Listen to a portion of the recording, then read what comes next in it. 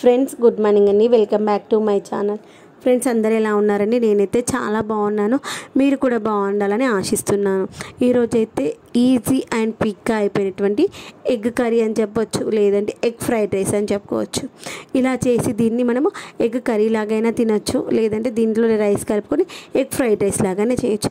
ఇలా చేసినటువంటి కర్రీని మనము అన్నంతో తిన్నా, చపాతీతో తిన్నా, దోశతో తిన్నా, ఉత్తగా తిన్నా అంచుకి చాలా బాగుంటుంది. మీలో ఎంతమందికి ఎగ్ పుట్టులాగా చేసి మనము దాంట్లో రైస్ వేసుకొని ఎగ్ ఫ్రైడ్ రైస్ లాగా చేస్తారు కమెంట్ సెక్షన్ చెప్పడం మర్చిపోవద్దు. నేనైతే ఎగ్ ఫ్రైడ్ రైస్ చేసినప్పుడు ఆనియన్స్ అనేటువంటి మంచి ఫ్రై అయిన తర్వాత దాంట్లో ఉప్పు కారం వేసి కోడిగుడ్లు అనేటువంటి కొట్టిపోసేసి మొత్తం ఆనియన్స్ ఎగ్ మిక్స్ చేయను, దానిలో ఉండే ఎల్లో వైట్ని సపరేట్ అంటే మనము మిక్స్ చేసేస్తాను అనమాట. ఎల్లో అలానే ఉండిపోక ఎల్లో లాగా దాన్ని ఎల్లోని బ్రేక్ చేసేస్తే అప్పుడు వైట్తో పాటు మిక్స్ అయిపోతుంది. మూత పెట్టేసి ఒక 5 minutes ఉంచేసిన తర్వాత దాన్ని టర్న్ చేసి ఆ రెండో సైడ్ కాలిన తర్వాత వాటిని పీసెస్ చేసుకుంటాను. ఆ పీసెస్ చేశాక మరొక 5 నిమిషాలు ఉంచి దాంట్లో కొంచెం గరం మసాలా వేసేసుకొని రైస్ కలిపేసుకొని వేసేసుకుంటాను. అంతే ఈజీగా ఉన్నటువంటి ఎగ్ ఫ్రైడ్ రైస్ అయితే అయిపోతుంది. ఈ వ్లాగ్ అయితే నేను సాటర్డే రోజు చేశాను అనమాట. సాటర్డే రోజు మనము టెంపుల్కి వెళ్ళేసి వచ్చాం కదా, వెళ్ళేసి వచ్చేటప్పటికే లేట్ అయిపోయింది. ఇంకా ఏం కర్రీ చేయాలా అని ఆలోచిస్తే ఎగ్ ఫ్రైడ్ రైస్ చేద్దాంలే అనిపించింది. సాటర్డే నాకు ఫాస్టింగ్, వాళ్ళ కోసమని నేను ఏం చేశాను, ఎగ్ ఫ్రైడ్ రైస్ చేశాను అనమాట. నా కోసం ఏం చేసుకున్నాను, పేలాల తాలింపు వేసుకున్నాను. నాకైతే పేలాల తాలింపు కాదు సారీ, పేలాలకి ఎల్లిపాయ కారం కలుపుకొని తిన్నాను. ఎల్లిపాయ కారం కలుపుకొని పేలాలు తినడం ఎంతమందికి ఇష్టం కమెంట్ సెక్షన్ చెప్పడం మర్చిపోవద్దు. పేలాలకి కొంచెం డ్రై రోస్ట్ చేసుకుంటాను, ఎందుకంటే మెత్తగా ఉంటాయి కాబట్టి కొంచెం క్రిస్పీగా కావాలి. డ్రై రోస్ట్ చేసుకొని దానికి ఉప్పు కారం కొంచెం అల్లం వెల్లిగడ్డ వేసి పేలాలకు మొత్తం పట్టించి తర్వాత అంచుకి కొంచెం ఉల్లిగడ్డ సన్న కట్ చేసుకొని తింటే మస్తు ఉంటుంది ఫ్రెండ్స్. నాకైతే చాలా ఇష్టం. నోటికి ఏమైనా తినాలనిపోయినప్పుడు నేను ఇదే విధంగా ఎల్లిపాయ కారం కలుపుకొని తింటాను. మీరు ఎవరికైనా ఇలాంటి ఇష్టం ఉంటే నాకు కామెంట్ సెక్షన్ చెప్పడం మర్చిపోద్దండి. వీటిని మనము నాకు నోరు బాగాలేనప్పుడు కానీ జ్వరం వచ్చినప్పుడు ఇలానే చేసుకొని తింటే అప్పుడు కొంచెం స్పైసీగా కొంచెం నోటికి ఘాటుగా తాకుతుంటుంది కదా ఎల్లిపాయ కారం, అప్పుడు కమ్మగా అనిపిస్తుంది అనమాట. అయితే మనకి ఎల్లిపాయ కారము అల్లం ఎల్లిగడ్డ పేస్ట్ అయినా వేసుకోవచ్చు, లేదంటే వెల్లుల్లి ఉంటుంది కదా ఎల్లిగడ్డని సన్న కచ్చపచ్చ దంచుకొనైనా వేసుకోవచ్చు, బాగుంటుంది. తర్వాత నైట్ ఏం చేసా అంటే గిన్నెలన్నీ ఆ రోజు టెంపుల్కి వెళ్ళే రోజు మార్నింగే గిన్నెలు తోముతూ ఉంటే ఆ రోజు పొద్దునే నాకు పని పెట్టింది. ఆ సింక్లో హోల్లో ఏదో ఇరుక్కుపోయిందని తీసేటప్పటికి ఆ వాటర్ మొత్తం కింద పైపులకి వెళ్ళి బయటకు వచ్చేసాయి. అబ్బా చూడాలి, అది క్లీన్ చేసేసాను. క్లీన్ చేసి మళ్ళీ గిన్నెలు తోముతుంటే మళ్ళీ నీళ్ళు కిందకి వచ్చేసాయి. అబ్బా ఇంక ఇట్లా కాదనేసి ఇక అంతా క్లీన్ చేసేసి కడిగేసి తుడిచేసి వెళ్ళిపోయాను టెంపుల్కి వెళ్ళేసి వచ్చాక నైట్ మళ్ళీ గిన్నెలు తోమేటప్పుడు మళ్ళీ వాటర్ వచ్చాయి. అప్పుడే వేద్దాం అనుకుంటాను ఈ యొక్క మనకి డ్రైన్ క్లీనర్, మర్చిపోయి ఇంకా నైట్ పని చేసి వంట చేసి తినేటప్పటికి అలసిపోయాను, పడుకున్న. పొద్దున్న లేవగానే గుర్తుకొచ్చింది, అమ్మ నిన్న సత్తాయించింది కదా ఇది. దీన్ని మనం యాక్చువల్గా నైట్ వేసి పెట్టుకోవాలన్నమాట. నైట్ వేసి పెట్టుకుంటే ఆ యొక్క డ్రైన్ హోల్ అంటే క్లియర్ అయిపోతుంది. లేదు మనం ఉదయం లేవగానే వేసినా 1 గంట సేపటి వరకు వాటర్ పడకుండా ఉంటే చాలు. అదేంటంటే ప్యాకెట్ ఓపెన్ చేసి ఆ పైన హోల్లో ఒక సగము ఇంకొక సగం కింద హోల్లో వేసేసుకోవాలి. ఒక 1 hour వరకు మనం టచ్ చేయకపోతే ఆ దాంట్లో ఉన్నటువంటి జిడ్డు కావచ్చు, దాంట్లో ఏమైనా ఇరుక్కుపోతే అదంతా క్లియర్ అయిపోతుంది. నేనైతే రోజు కూడా మీకు ఇంతకుముందు చాలా వీడియోస్లో చెప్పాను, వాటర్ ప్యూరిఫైర్ నుండి వచ్చినటువంటి వాటర్ కూడా డైలీ గిన్నెలో పట్టేసి పోస్తూ ఉంటాను. తర్వాత సగమేమో చెట్లకు పోసేస్తూ ఉంటాను. అలా చేయడం వల్ల ఏమైనా మనకు పైపులో ఇరుక్కుపోతే పోతుంది. అయితే చెత్త అలాంటిది ఏమైనా ఉంటే పోతుంది. కానీ మనము కూరలు చేసుకుంటాము, బిర్యానీలు చేసుకుంటాము, చికెన్ చేసుకుంటాం, మటన్ చేసుకుంటాం. అప్పుడు వాటి నుండి వచ్చినటువంటి ఆయిల్స్ ఉంటాయి కదా, గిన్నెలకున్న ఆయిలే కర్రీలో 1 స్పూన్ పోస్తే ఆ గిన్నెలకి ఎంత వస్తుంది, టీ స్పూన్ కూడా రాదు.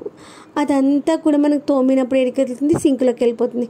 ఆ ఆయిల్ జిడ్డంతా కూడా ఆ పైపులకి కింద అంతా జామ్ అయిపోయి జిడ్డుగా వస్తాయి అనమాట. దాన్ని అప్పుడప్పుడు మనం ఏంటంటే 15 రోజులకు ఒకసారి కింద సింక్ హోల్ ఉంటుంది కదా, దాంట్లో నేను ఏంటంటే వైపర్ ఉంటుంది నా దగ్గర, ఒక చిన్న వైపర్, ఆ వైపర్తో తీసేసి దాన్ని ఒక కవర్లకు వేసి డస్ట్బిన్లో వాడేసి తర్వాత వైపర్ నీట్గా క్లీన్ చేసేసుకుంటాను.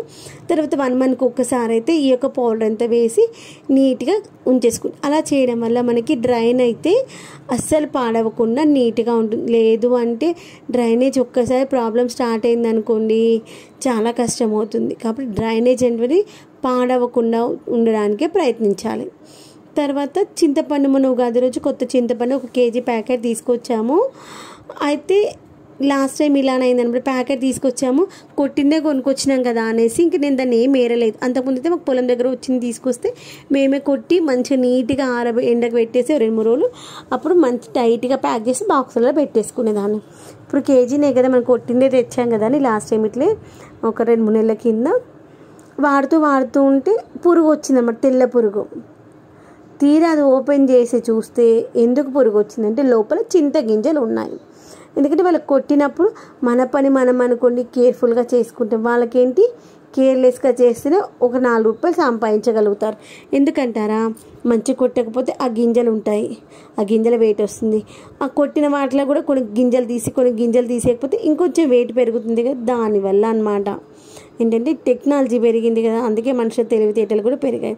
మనం అలానే పెట్టేసుకున్నాం అనుకోండి, మనము ఇలాగో కొట్టిందే తెచ్చుకున్నాం కదా అనేసి అప్పుడు లోపల పురుగు వస్తుంది. చింతగింజలు లేకుండా చూసి 2-3 రోజులు మంచిగా ఎండకు పెట్టేసుకున్నాక మంచిగా ఏదైనా ఒక డబ్బాలో పెట్టేసుకొని స్టోర్ చేసుకుంటే మంచిగా ఉంటుంది.